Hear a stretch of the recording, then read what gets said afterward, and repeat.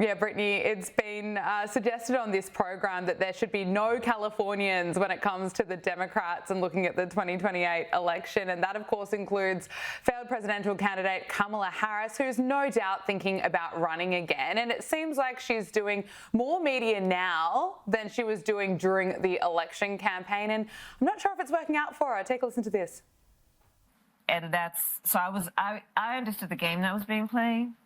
And I made a decision that I wasn't going to get played.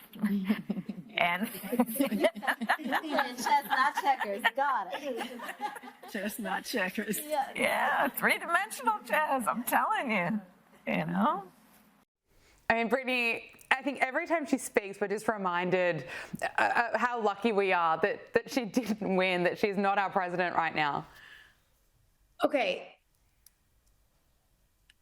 So it's very rare that I'm ever left speechless, but every time I hear her talk, I don't even know how to analyze what she said, because it's always like, I'm like, wait, what?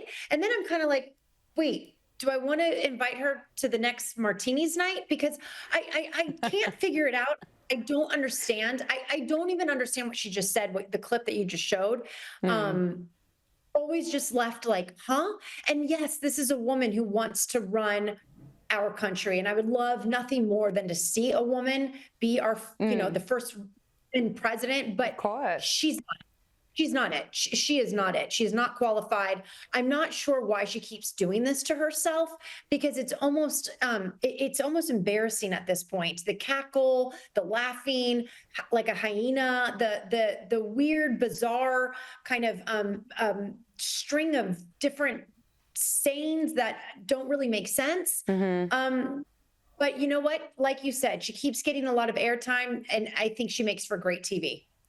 It's embarrassing. I cringe nearly every time I watch her with the cackle. She's not improving as she sits down for interviews. It's just a disaster. But as we hear from Democrats all the time, they're, of course, the party of inclusion, the party of kindness. You know, they say that while some are calling Republicans Nazis and celebrating the murder of Charlie Kirk.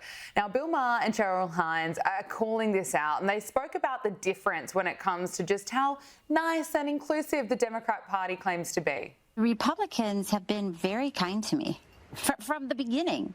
Even from the beginning, when Bobby was running as a Democrat, they weren't mean. No. And they never have been. No. And I can't say that for the Democrats. I agree. And it's sad because it's not the Democrats we grew up with. Right. Yeah.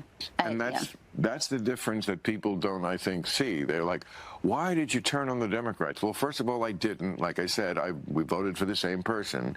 But I'm not going to pretend I don't notice how different they are. Yeah. How mean they've become. Very mean.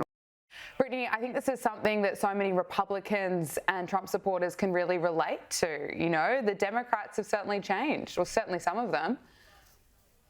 Oh, I think massively have changed. The Democrats, they are not the party that once was when my parents were Democrats. And I loved what Bill Maher said in terms of, people are telling him, oh, you turned your back against the Democrats. But the reality is that the Democrats used to be for the people, and they have turned their backs against the people. They're no longer the party for the people anymore. And that's what we're seeing. I will say this, it's the far left that has hijacked the Democrats. So we no longer even have the Democratic Party anymore. This has become the far left party. And we know that the far left have been completely radicalized, and they hate traditional families.